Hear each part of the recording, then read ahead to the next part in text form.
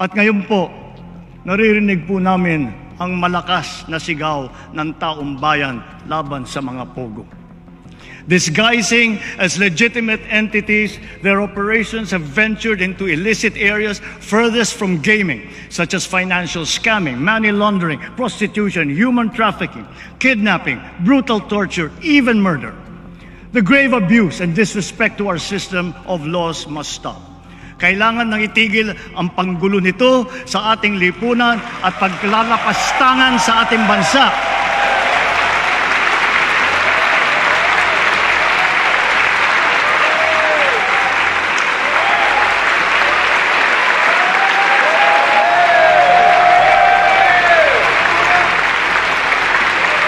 Effective today, all pogos are banned. To wind down and cease the operations of pogos by the end of the year.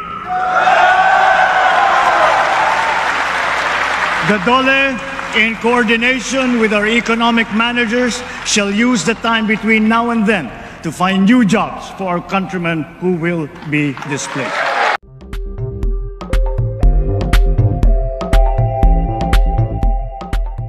Yung binanggit ni President Marcos na starting last Monday, July 22, banned na yung lahat ng pogos. Ako personally, dahil tinututukan po natin itong issue na ito, that was a very good development. Pero ang very important question in my mind then was, ano po exactly ibig sabihin nun kung banned ang pogo starting last Monday? Eh di ba merong batas na ipinasa yung Kongreso na binubuwisan yung mga pogo? Paano yun? Eh, that was the action of the legislature. Pinirmahan po yun ng nakaraang Pangulo. Pangalawa, di ba merong PAGCOR order that basically regulated these pogos. So again, my question is, ano ibig sabihin kung ban ng pogos starting Monday? Okay. Himayin natin yung tanong mo. Medyo marami tayong dapat pag-usapan doon. Una, dapat nating tandaan that it was an executive order by the former President Rodrigo Roa Duterte that allowed the operations of pogos outside of the export processing zones. Remember, the charters of PEZA and the different export processing zones under PEZA allowed them to provide license to offshore gaming operators and inland gaming. So yung POGO at saka yung PIGO. So way back 2003 meron na yon. Pero yung executive order ni Presidente Duterte ay nagbigay ng kapangyarihan doon sa PAGCOR na magbigay ng lisensya sa labas ng mga yon. So ang dapat unang mangyari dito is a subsequent executive order to be signed by our President Ferdinand Marcos Jr. that would repeal that executive order of the former president. Yun po yung una. No. Then pag na-repeal na po yun, ibig sabihin, yung susunod na po doon ay dapat matingnan naman natin yung batas na nagbubuwis doon sa mga pogo. It will be up to Congress if how they would deal with that. No, so I am not privy to the mindset of the honorable legislators kung how they would deal with that. But as far as the executive order of Duterte is concerned, that needs to be repealed by a subsequent EO by BBM. Now, the other question therein is, remember, we allowed the pogos inside export processing zones exist by their own charter. So if we mean to say we will ban pogos, then we should not delineate between pogos regulated by PAGCOR and as well as those pogos or offshore gaming operations whose licenses are products or consequently consequence of the licenses provided by the EPSA, by the PESA boards, no. So dapat yun din ma-revisit din natin yun. So kinakailangan ma-clarify po yun, magkaroon ng pagpupulong ang executive department kasama yung PAGCOR, kasama yung PESA, kasama yung ibang-iba pang mga ahensya. Now, what about IGL? Is this a matter of nomenclature? No. That is very clear. When the president said that he would ban all offshore gaming operations, then that would also include internet gaming licensees. In fact, kanina, naglabas na po ng order ang Immigration Commissioner na lahat ng mga nagtatrabaho sa mga POGO, IGL, ay binibigyan lamang ng 60 araw na umalis ng Pilipinas. No? So meaning to say that the Immigration Bureau would be rescinding all of the working visas that they have issued for all IGL workers. So, wag po sanang mangamba ang taong bayan na baka naman magtatago lamang yung mga POGO doon sa usapin ng nomenclature, IGL. No. When we say the President has banned POGO, it includes all offshore gaming operations.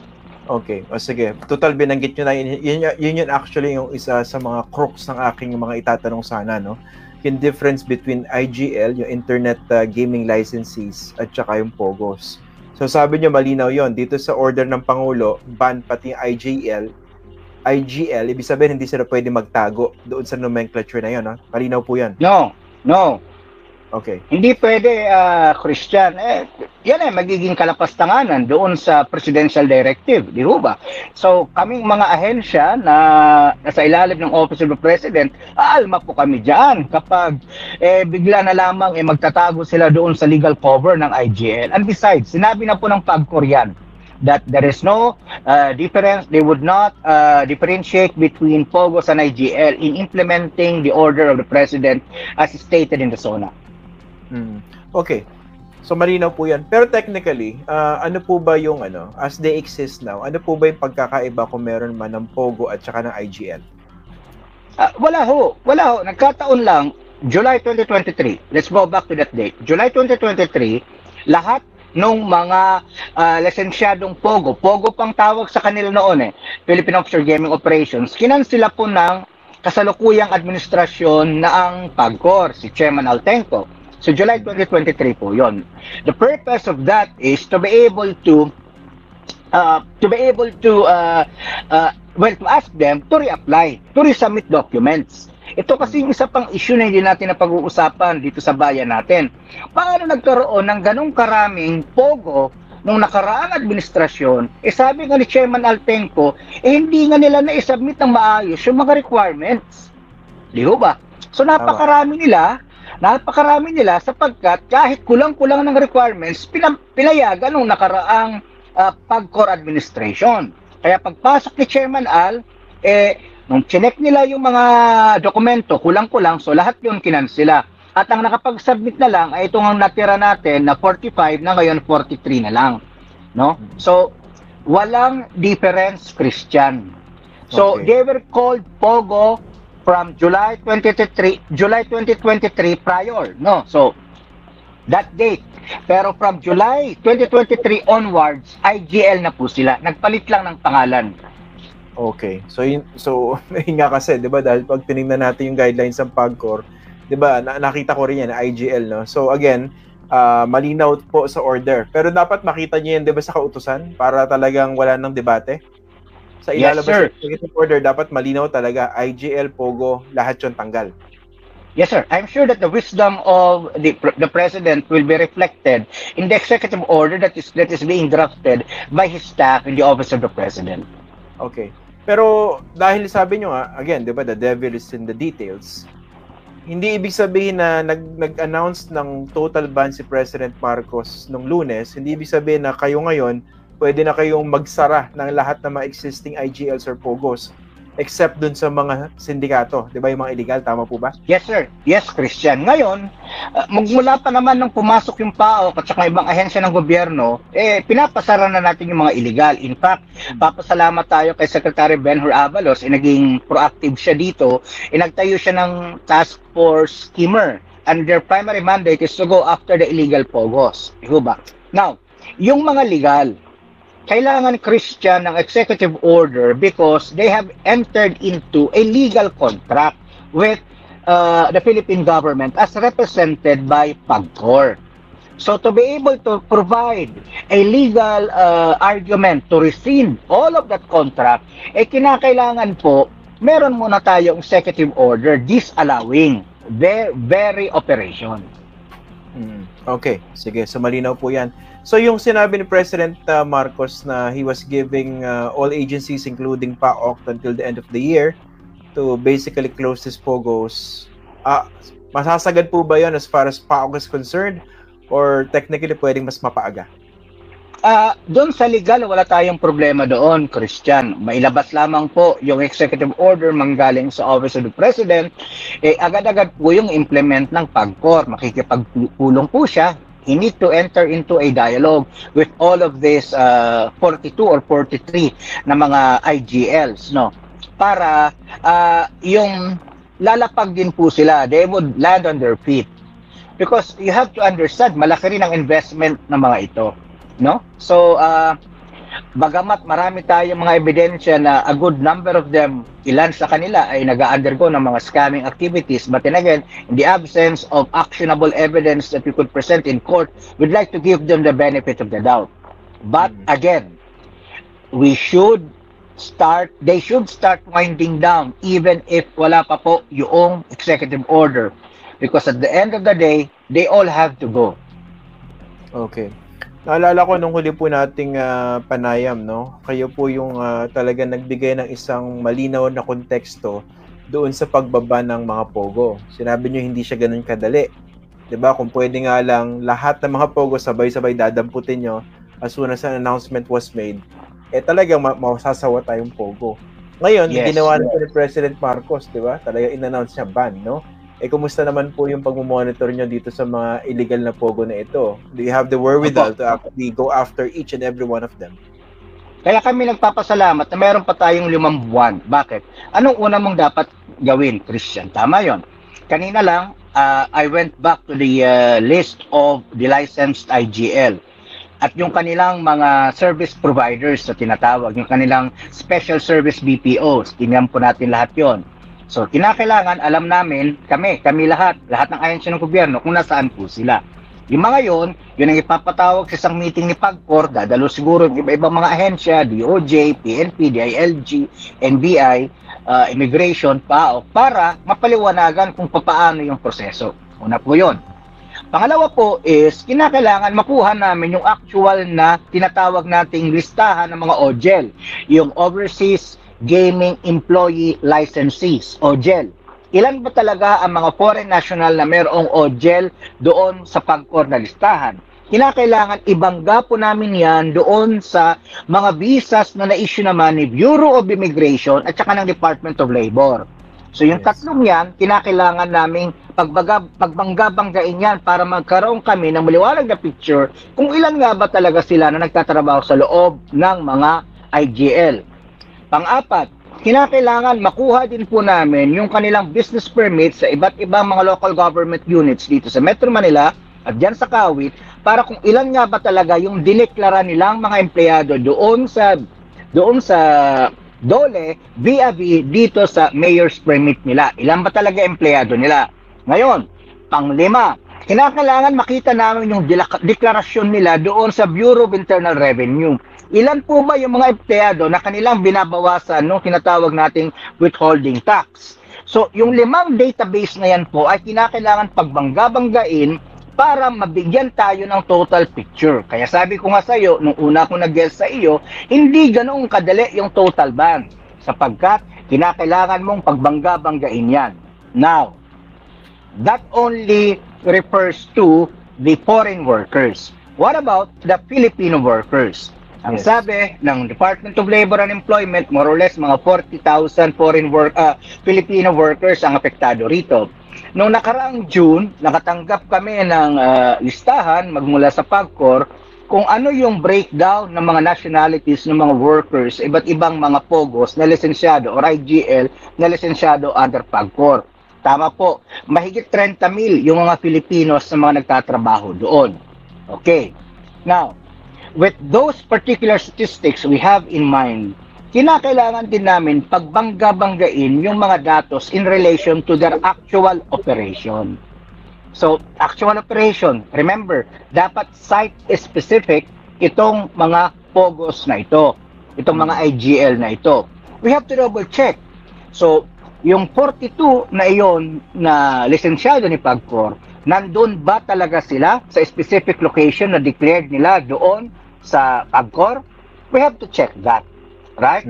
Then, most importantly, Christian, we have to double check as to whether who owns the real estate properties upon which all of these IGLs are standing. Are they renting? Or if not, do they own the real estate property? Now, ano ang terms of ownership ng real estate property kung saan sila nakatayo? Di ba? So is that 40% foreign owned, or is that 60% Filipino owned, or meron ba silang mga dummies? Kasi nakikita natin marami silang mga dummies sa iba't ibang mga hubs na raid ng PAOK. So ilan po lamang ito, Christian, sa mga dapat naming mapag-usapan bilang mga ahensya nang sa gayon maayos po nating ma-implement yung sinabi ng presidente. Napaka-komplikado, no? Binabasa ko yung comments dito and pareho kami nang iniisip ng marami sa mga nanonood po sa atin ngayon. Napaka-komplikado ng proseso at napakarami ng trabaho ng ng PAOK pa lang, no? Sa isahin po natin. Sabi nyo, kailangan ma-identify yung bawat foreign workers na nagtatrabaho dito sa mga POGO. Di ba napakahirap nun, miski pag bangga-banggain yung database, yung data from the different agencies, kung yung Alice Go nga, ngayon lang na-trace na hindi pala siya Pilipino, tapos gumagamit na iba't ibang mga pangalan, and then how do you intend to deal with those layerings or cover-up sa mga identity to be able to find these people that you're supposed to banish from the Philippines? Christian, if you've got the will, then you'll find a way. No? So, remember, Christian, before the current administration, untouchables itong mga POGOs na ito. Remember that, no? So, if you would go back to the statistics of how many POGOs were raided in the previous administration, only one. The one in Fontana, 2016. Then all the rest of the previous administration, hindi po nagalaw yan. So, everyone thought imposible ito.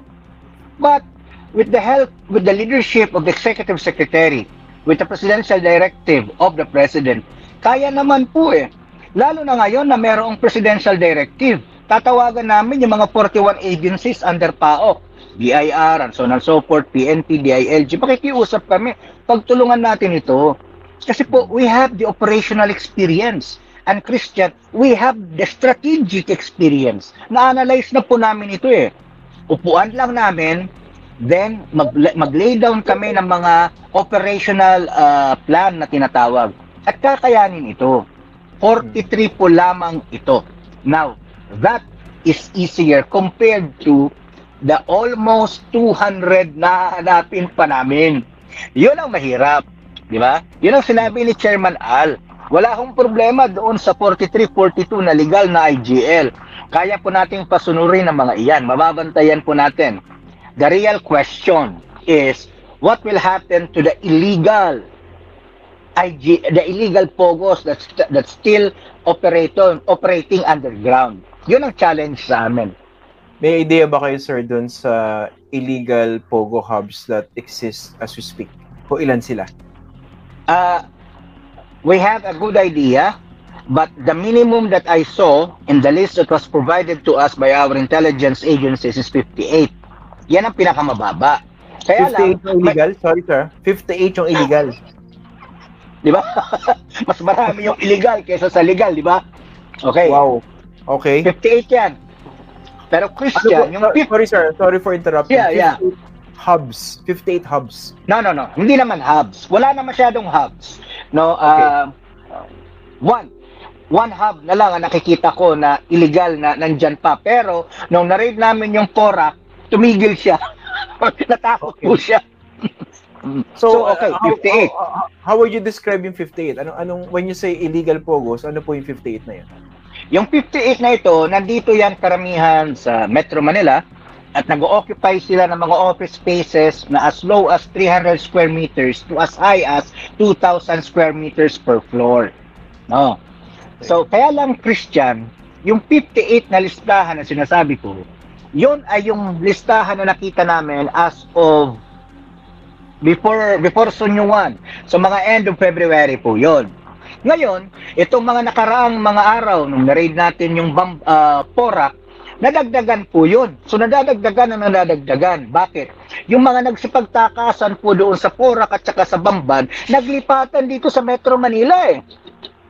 No? So, I'm sure pag inupuan namin po ulit ito, hindi na ito 58. Lalapit po ito sa lagpas 100 po ito. Grabe. Mas marami pa rin sa legal yung illegal, no? More than double. Opo. Sa projection, lalampas sa 100. Okay. Dito po ba pag na-implement itong plano na ito, basically, ibig sabihin ba niyan talagang paaalisin sa bansa lahat na nagtatrabaho sa Pogo, pati yung mga company incorporators, lahat yun? Yes. The very reason for their immigration status in the Philippines are their work in relation to these IGLs. If the IGLs have already been banned in the Philippines, then there is no more legal reason for them to stay in the Philippines. Ito yung panawagan natin. Sana bantayan natin yung mga restamping. Yung pagda-downgrade ng kanilang mga visas. From work visas, biglang mada-downgrade to tourist visas. Ito yung kinakagalitan ng kababayan kong si Commissioner Tansingco ng Immigration. Diyan siya galit na galit eh. Kaya marami siyang mga napapapanagot ng mga kasamahan niya dyan sa immigration na paano nangyari yon, sabi niya. So ang dami niyang binabantayan si Commissioner Tansingco ng Immigration ay parang paok din po yan. He inherited a system na medyo problematic kaya ang dami niyang binabantayan, ang dami niyang linalatigo, pero very proactive. So nagtutulungan kami. So Christian, ulitin ko, dahil nakaban na itong mga IGL, isa lang ang ibig sabihin nun. Kinakailangan canceled na rin yung mga working visas netong mga nagtatrabaho dito. Sir, may tanong ako. Honestly, hindi ako familiar dito sa intricacies nito, no? Pero I'll ask this as a matter of clarification. Pwede bang ma-skirt ng mga Pogo workers itong ban na ito and then yung pagpapaalis sa kanila by, let's say, kasi diba yung Pogo meron siyang mga sanga-sanga mga negosyo? For instance, yung mga alay. Yes. Yung mga Chinese restaurants na bigla nagsulputan na puro Chinese yung mga employees. Yung mga ganyan bang mga areas or businesses, pwede rin bang pagtaguan figuratively or quite literally nitong mga Pogo workers para hindi sila mapaalis? Yun yung magiging cover nila. Christian, I'll be very honest with you. Kaya ako'y nagtataka doon sa previous na mga administrators ng PAGCOR at saka noong Bureau of Immigration. Working visas for foreign nationals are only allowed if that essential service is something that cannot be provided by a local. Okay. Meaning to say, kung ikaw ay nagluluto, cook ka, chef ka, pinayagan ka mabigyan ng working visa bilang chef sapagkat yung expertise mo ay hindi kaya ng lokal. Yes, so. Diba?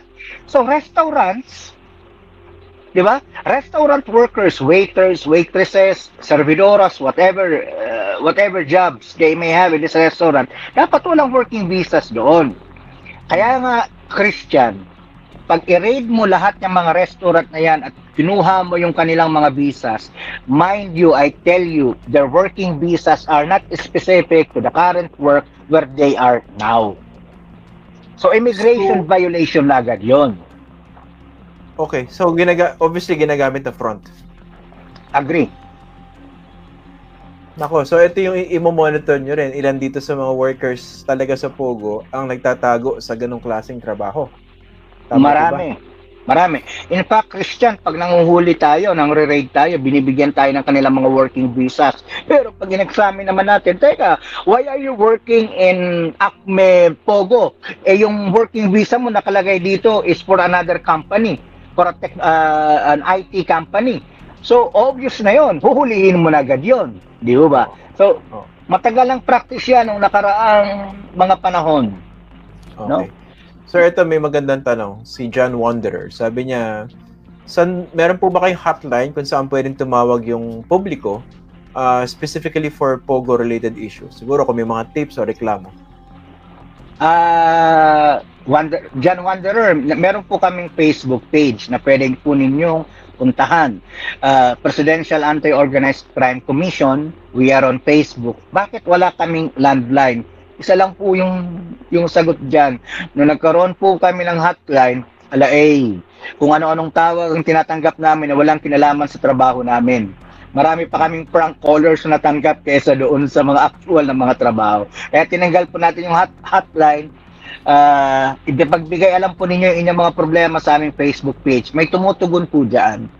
Okay. Sige, malinaw yan. John Wanderer. Tsaka sa mga gusto magbigay ng tip or mareklamo or leads, no? Teka, ito sir, tumbukin natin, no?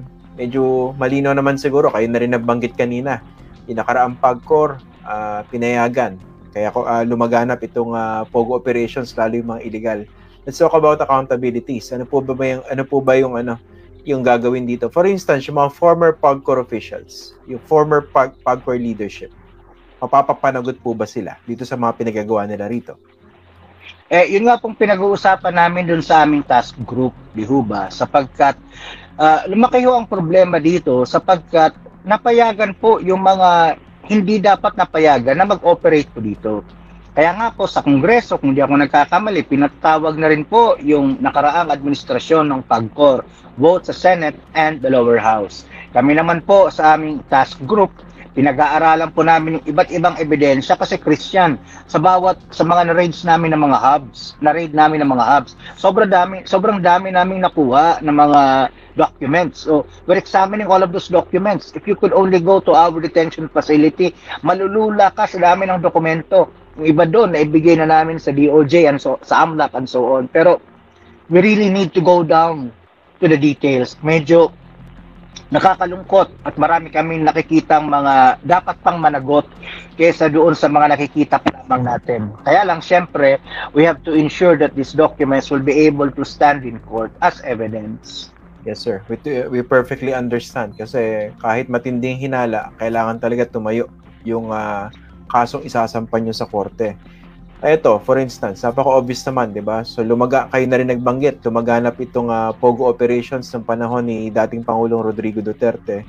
Kasama ba yan sa mga tinitingnan? Baka naman yung mismong presidente na pinalitan ni PBM, si former President Rodrigo Duterte, baka naman naging protector siya nitong mga POGO na ito. We don't have evidence to that point yet. But then again, we have seen evidence in relation to other former workers of government. So yun ang dinedevelop namin ngayon. Kung papaano natin mabuo yung ebidensya laban dito sa mga taong dati nasa gobyerno at dun sa kanilang mga kaalyado, mga kaibigan nila. Sapagkat nabanggit na nga po yung link ng Parmali issue dito sa usapin ng POGO. Nakita na po yan sa Senado, nakita na po yan dito sa lower house. Ngayon, ang aming trabaho bilang mga investigador ay mag-provide ng maayos na analysis, maayos na ebidensya that would stand in court. Now, wherever the evidence leads us, the commission will go. Yan naman pong sinabi ng presidente, yan naman pong sinabi ng executive secretary sa amin lagi. Yan po yung laging paalala ng executive secretary, hindi tayo dapat maging personalan. Ebidensya lang. Kasi dati nga po siyang Chief Justice, di ba? So, wherever the evidence leads us, we would proceed. If it would lead to the former president, wala ko kami magagawa doon. Pero at this point, wala pa ho tayong sapat na ebidensya para umakyat doon. Lahat po yan, puro conjectures. Huwag po natin munang patulan yung conjectures kasi those are just noise at this point, Christian. Yes, sir. Pero I'll beg to disagree dun sa term na ginamit nyo. So far, noise lang siya, no? Tingin ko reasonable suspicion. Sa akin lang, from my perspective. Okay. Reasonable suspicion. Hindi naman tayo nagbibintang basta-basta. Pero kasi nakikita mo naman na lumaganap noong nakarang administrasyon, di ba? Pinayagan yung visa upon entry sa mga Chinese workers. Kumbaga, pag pinagdikit-dikit natin yan, any logical person can come up with a reasonable suspicion. Na baka naman may kinalaman dito yung mismong Pangulo, di ba? I'll grant you that. But then again, kami ay nandoon sa level ng ebidensya. So, yes, sir. I understand. Wag hong matakot yung taong bayan sapagkat ang gobyerno po ninyo naman ay tumutugon sa inyong mga pangamba at yung mga pangamba ninyo ay pa-action na namin kapag meron na tayong sapat na ebidensya. Opo, okay. Si Michael Yang, sir. Kasi lumutang yung pangalan niya at saka nung kapatid niya, di ba? Yes, So, sir. ano po yung mga lumalabas na involvement ni Michael Yang? Si Michael Yang, di ba, naging economic advisor ni Duterte kahit hindi siya Pinoy, di ba? Tapos, ang gandikit ni dating Pangulong Rodrigo Duterte, that's another basis for any reasonable person to suspect na baka naman sangkot yung presidente. Anyway, wala pa namang ebidensya ron. Pero si Michael Yang at saka yung kapatid, ano na po ba yung nakita niya? Without breaking the bank secrecy law, nakita naman po natin na ilan doon sa mga bank accounts na dinaanan ng pera ni Alice Leal Buo ay may kinalaman doon kay Hong Jiang Yang. No, itong si Hong Jiang Yang, bagamat wala pa tayong litrato ng taong ito, ay di umano ito ay kapatid ni Michael Yang. So nakita po namin yung analysis namin, nakita namin yung pagtatagni-tagni ng iba't ibang mga korporasyon na may kinalaman dito kay Michael Yang at saka sa operasyon noong mga Pogo. No? So we would like to say at this point that yes, there is a ground for a reasonable suspicion that the Yang brothers, assuming they are different, kasi minsan naguguluhan din ako, sabi ko baka mamaya itong Hong Jiang Yang na ito ay baka ito na rin si Michael Yang or whoever. Then again, kung magkaibang tao po sila, we have reasonable suspicion, we have grounds to reasonably suspect, using your terminology, that the Yang brothers are connected to operations of these scam hubs, these scam farms. Kaya kinakailangan po talaga siyang mapapanagot. Yan ang gusto ko kay Sir Winston no. Napaka-logical mag-isip, hindi fallacious no dahil nagturo kayo dati sa seminaryo no, tama po ba? Yes sir, yes sir. Isa yan sa mga tinuro niyo po ba, yung logic, fallacies, lahat? Opo. Ayun. Kaya masarap kausap pag very logical yung person no. Anyway, side issue lang yan. Pero ako mismo natutuwa doon sa mga paliwanag po ninyo no. Okay, yung formally controversy, hindi talaga natahi masyado ng Senado yun despite the very long series of investigations under the previous administration. Pero marami sila na unpack. Okay, in fact, nagkaroon na nga ng mga kaso.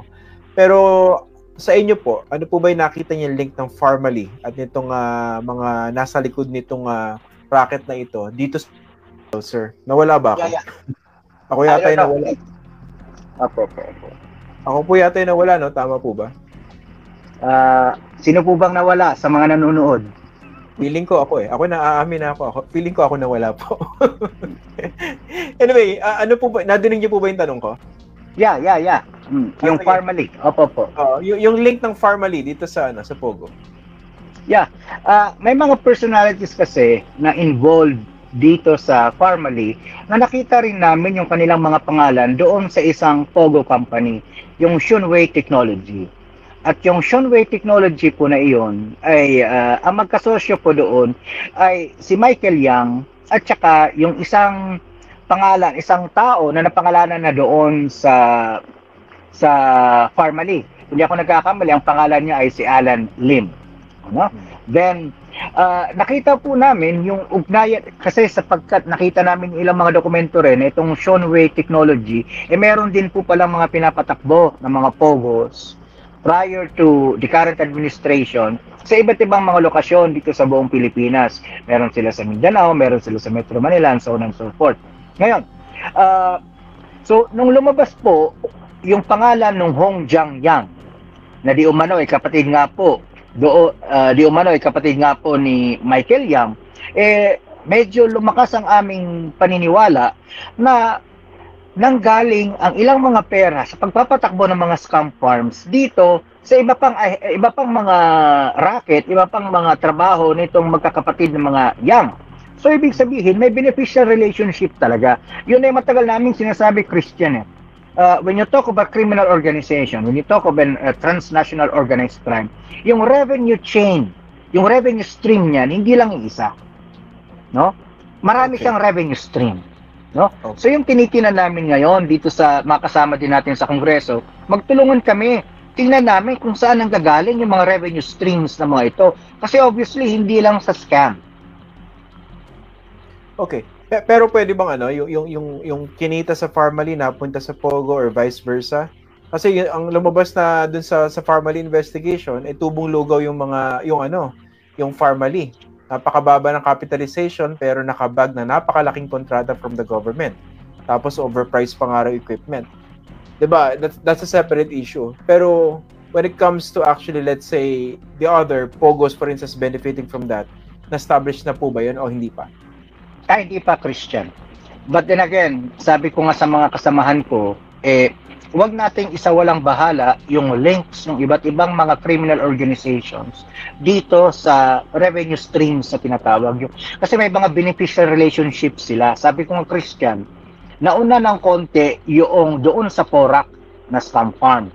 Kasi marami po siyang mga branches Hindi lang po yun sa Porac. Meron siya dati sa Angeles, Clark, and so on. Bigan, Lawag City.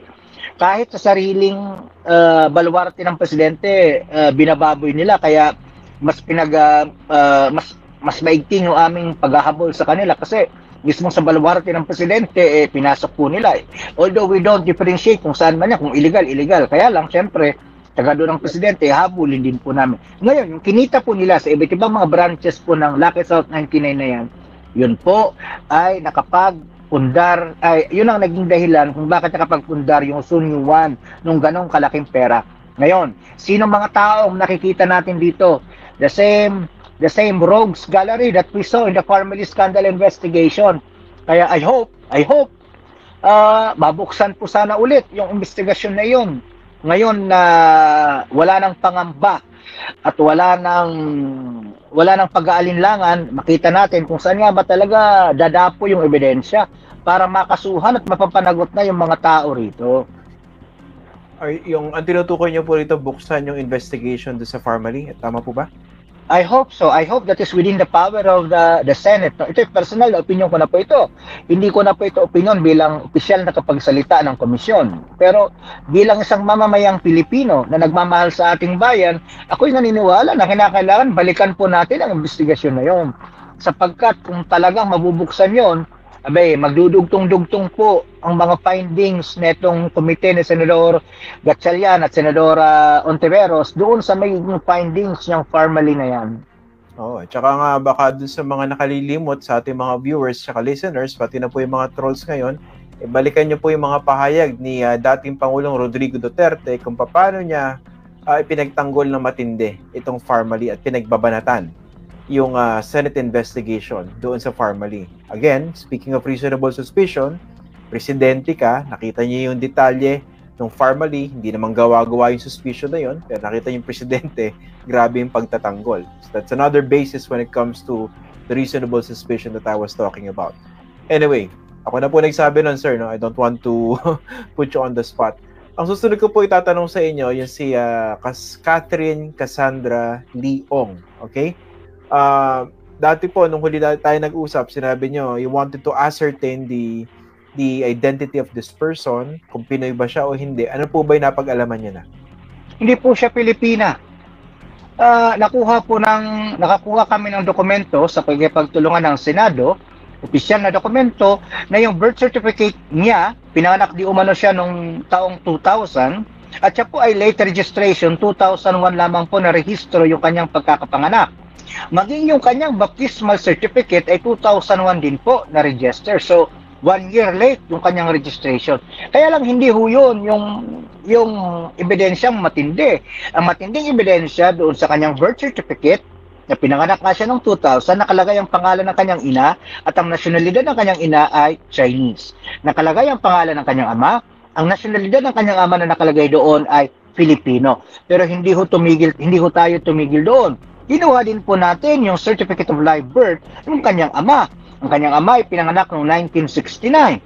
Pero doon sa Certificate of Live Birth ng kanyang ama, ang lolo at lola sa father side ni Cassie Lee ay parehong Chinese. At hindi yun.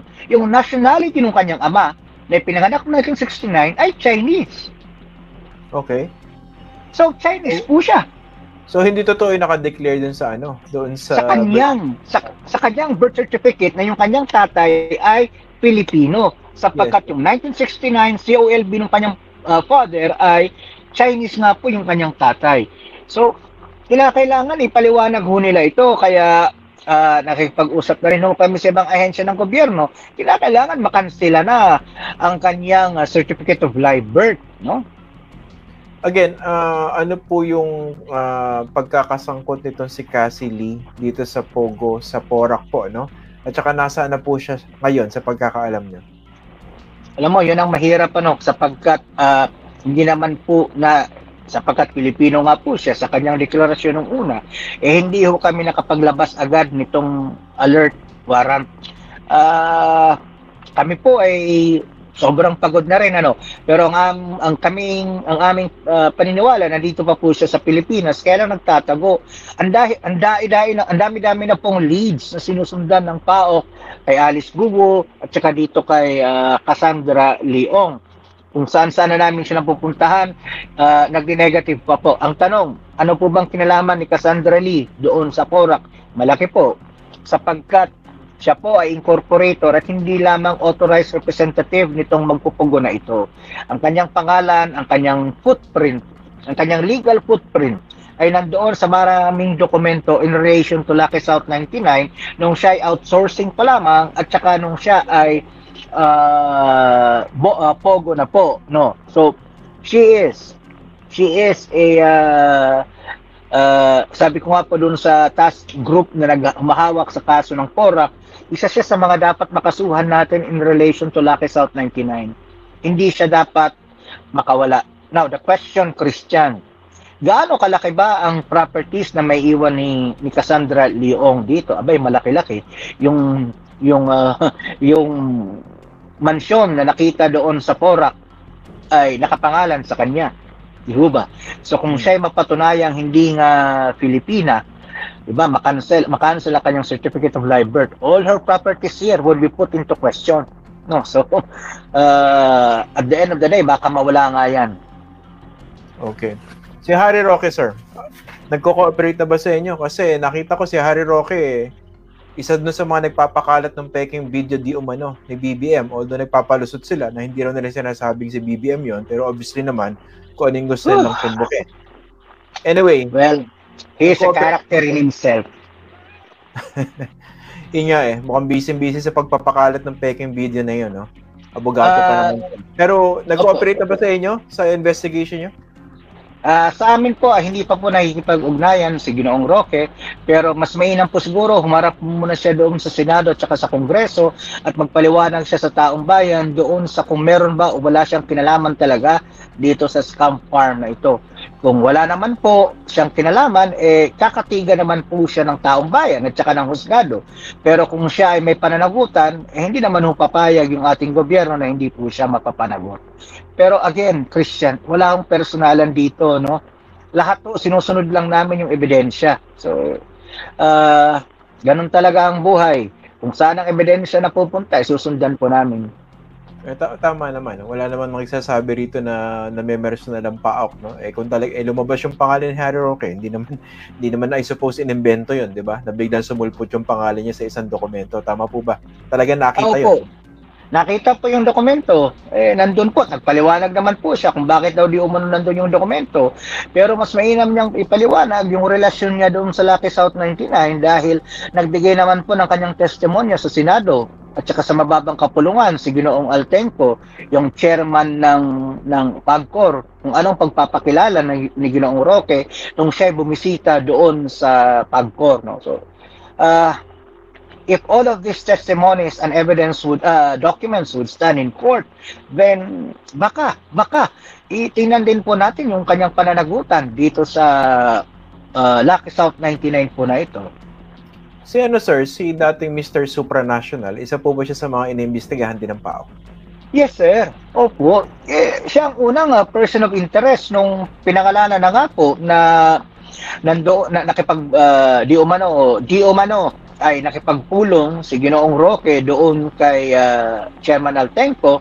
Kami, nag-regroup kami, nag-usap-usap ulit kami. Sabi namin, baka mamaya hindi naman harmless yung pagkakakita natin ng dokumento doon sa lugar. Baka mayroong pang mas malalim na nakitira lamang siya doon. So we need to talk to the person. Kaya lamang, yung iba't iba pong mga paanyaya sa kanya, ng iba't ibang gobyerno, ahensya ng gobyerno, maging ng Senado ay parang wala naman pong napapatunguhan. Di ba? So hindi po siya nakikipagtulungan. Kaya I think sa susunod na imbitasyon ng Senado at saka ng House of Representatives, kapag hindi pa nagpakita si Ginoong De La Serna, baka magiging pangatlo na po yata yon. Baka mamaya magkaroon na ng show cause order yung Senado para sa kanya. At kapag hindi pa rin po niya pinaunlakan yung show cause order na yon, baka mamaya warrant of arrest na ang mailabas sa kanya. Nakakapangatlo na po siya by that time. Hindi pa lumulutang, no? Pero kayo ba, did you try to make contact with him na? Kasi wala kaming pagpapadalhan, Christian, kung saan nga ba siya nakatira, di ano? So, kaya kami nananawagan sa platform mo at sa iba pang mga platform, sa social media, sa mainstream media, kay Ginoong De La Serna, baka naman po pwede siya makipagkita na sa organisasyon, sa PAOK, di ba? Para magbigyang linaw lamang kung bakit nga ba siya nandoon sa lugar na iyon. Kung wala naman po siyang pananagutan, wala naman pong dapat ikatakot. Hindi ho tayo nagmamanufacture ng ebidensya, Christian. So, hindi ho gawain ng komisyon yan, hindi ho gawain ng kasulukuyang administrasyon yan, yung magmanufacture ng ebidensya. Okay. Sir, ito bilang panghuli, may mga nagtatanong dito, no? Kasi marami nakaantabay talaga rin sa mangyayari dun sa dating Island Cove, di ba? Sabi niyo, ito yung pinakamalaking pogo ngayon sa Pilipinas na legal. So, kasama ito sa definitely ipapasara, no? Pero kumusta ba yung, kumbaga, yung accounting nyo doon sa property na yon, doon sa mga empleyado, etc., etc.? Alam mo, yun na magiging malaki talaga. Malaki yung kanilang loss doon, yung mga investors doon. But then again, Christian, they are part of the 42 or 43 legitimate internet gaming licensees, so they have to go as well, no? Kami din po, bago pa man po sila umalis, sabi ko nga sa iyo nung huli tayo nag-usap dito sa iyong programa, lagi naman po namin tinitingnan kasi it's taking like a sore thumb. Napakalaki po niya diyan sa Manila Bay, di ba? So lagi naming binabantayan, baka mamaya may mga nabubugbog na doon, may mga nang-scam na doon. Pag may ebidensya, sabi namin sa mga tao namin, just show us the evidence and we will bring that to the Department of Justice. Kung sapat, i-apply po natin ang warrant ang mga yan. Pero in all honesty and fairness, from then until now, wala pa po tayong nakukuhang ebidensya po doon at this point. But they have to wind down their operations soon. The faster, the better. Okay. Tsaka maganda rito, presidente na nag-order. Diba dati na pag-usapan natin yung pressure sa inyo, yung mga nagsusubok na siguro i-corrupt kayo or lagyan, no? I-bribe. Utos ng presidente. So, sino iba-bribe nila ngayon? Si BBM na. Tama ba? Kung may gusto magtangka. Pero alam mo naman, Christian, kahit pa naman walang direktibang presidente sa amin na katulad nito, hindi naman nila, may mga sumubok kung hindi naman nila kinaya. Kasi sabi ko nga, magkakasubukan ho tayo rito kung ganun pa man. Trabaho lang po, walang personalan. Okay. Sige sir, maraming salamat po for joining us tonight. And again, congratulations po sa inyo at sa lahat po na bumubuo ng Presidential Anti-Organized Crime Commission. No? Isa po, kayo yung nasa frontline talaga niyan. No? Maraming salamat po. Congratulations on this very important development, the total ban on POGOs. Magandang gabi po, sir. Magandang gabi. Congratulations sa taong bayan. Thank you, Christian. Have a good night. Para sa iba pang karagdagang mga balita at impormasyon, ay huwag po nating kalimutang mag-like, share at comment sa video na ito, at huwag po rin nating kalimutang mag-subscribe to continue supporting us.